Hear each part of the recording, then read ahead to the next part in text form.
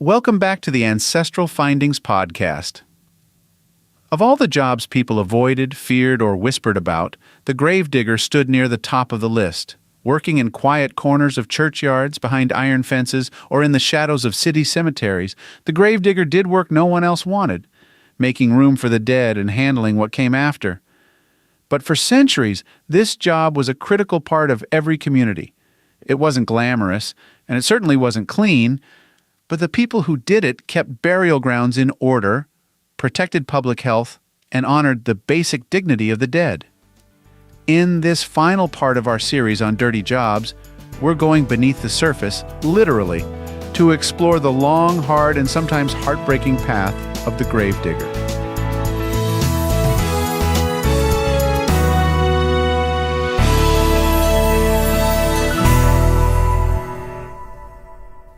Grave digging wasn't just about shovels and dirt. The job came with all kinds of responsibilities. Some gravediggers dug plots by hand, sometimes multiple graves in a day, especially during disease outbreaks. Others maintained cemetery grounds, repaired fences, kept records, and even assisted with funerals. In small towns, the gravedigger was often also the town sexton, a caretaker for the entire burial ground. In larger cities, especially by the 1800s, gravediggers were often day laborers hired by the cemetery.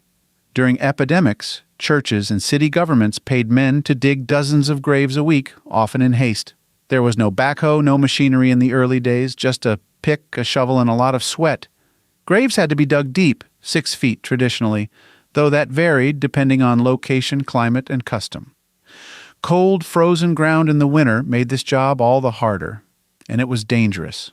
Collapsing soil, hidden roots, exposure to disease, and injuries from hand tools were all real risks. In some places, digging graves for victims of cholera, typhus, or yellow fever came with the added fear of catching the illness yourself. But despite all of this, the gravedigger had a strange kind of trust. Families often knew who buried their loved ones. Sometimes that trust was passed down, father to son, or kept in the same family for generations. The need for gravediggers goes back thousands of years. Every society that practiced burial had someone responsible for preparing the ground. In ancient Rome, there were slaves and low-status workers assigned to handle the dead. In medieval Europe, gravediggers were often attached to churches and monasteries. By the 17th and 18th centuries in colonial America, the local church or town would often appoint a man to be both the gravedigger and the bell ringer, a common pairing. He may have also been the one to toll the bell announcing a death, then dig the grave, then maintain the grounds afterward. In the 19th century, particularly in larger cities, the role expanded. Cemeteries became businesses. As public health laws improved, so did cemetery planning. Larger burial grounds needed more staff, men to dig, maintain lawns, open mausoleums, and monitor grave robbing, which was a real issue in some areas due to medical schools seeking cadavers. And yes, the work sometimes came with stories of ghost sightings, strange noises, and superstitions. Many gravediggers ignored them. Others leaned into the mystery, especially if it helped keep thieves or nosy visitors away. What did a typical day look like? It depended on the century, of course. In 1700s New England, the town sexton might rise early, walk to the meeting house, and check the burial ground for signs of damage, fallen stones, animals digging, weather erosion.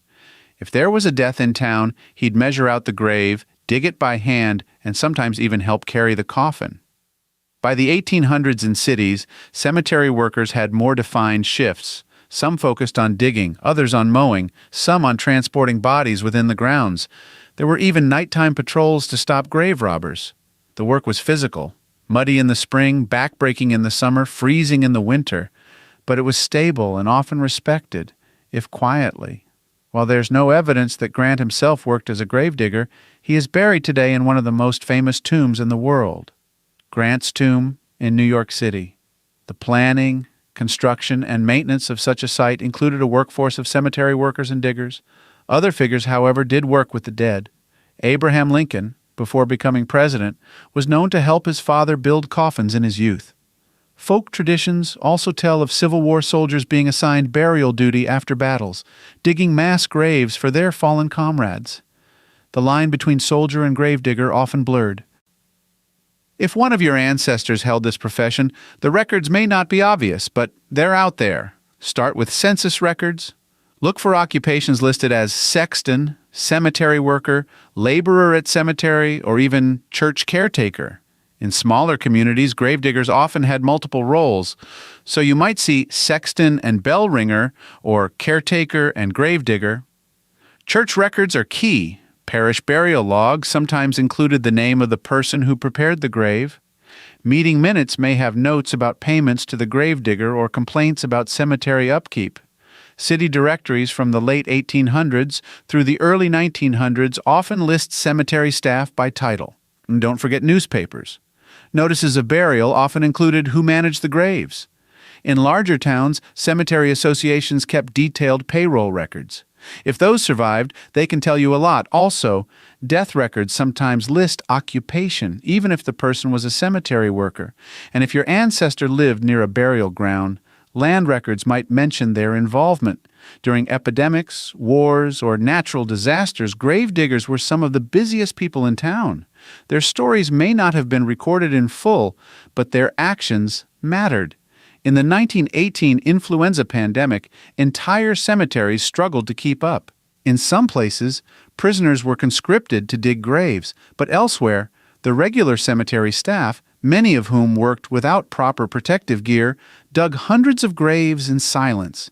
There are recorded moments of kindness, too. Gravediggers placing flowers, smoothing dirt, or saying a prayer after families left.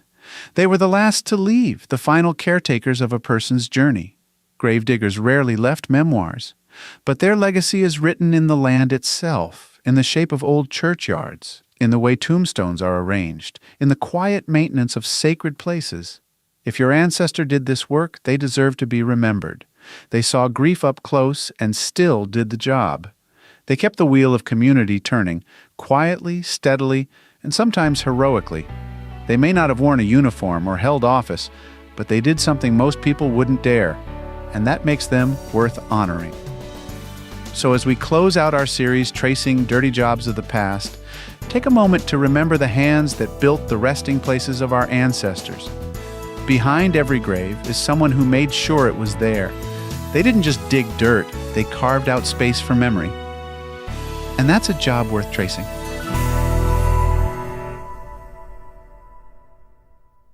If you've got a hard-to-find ancestor you're stuck on, I'd love to hear about it. Just head over to ancestralfindings.com and click on Contact to send me a message. While you're there, take advantage of our free weekly genealogy lookups. Explore thousands of articles and enjoy hundreds of podcast episodes. We've been helping family history researchers since 1995. And if you're looking for even more, check out our Genealogy Gold Q&A series over on Patreon. Thanks for listening, and as always, happy searching.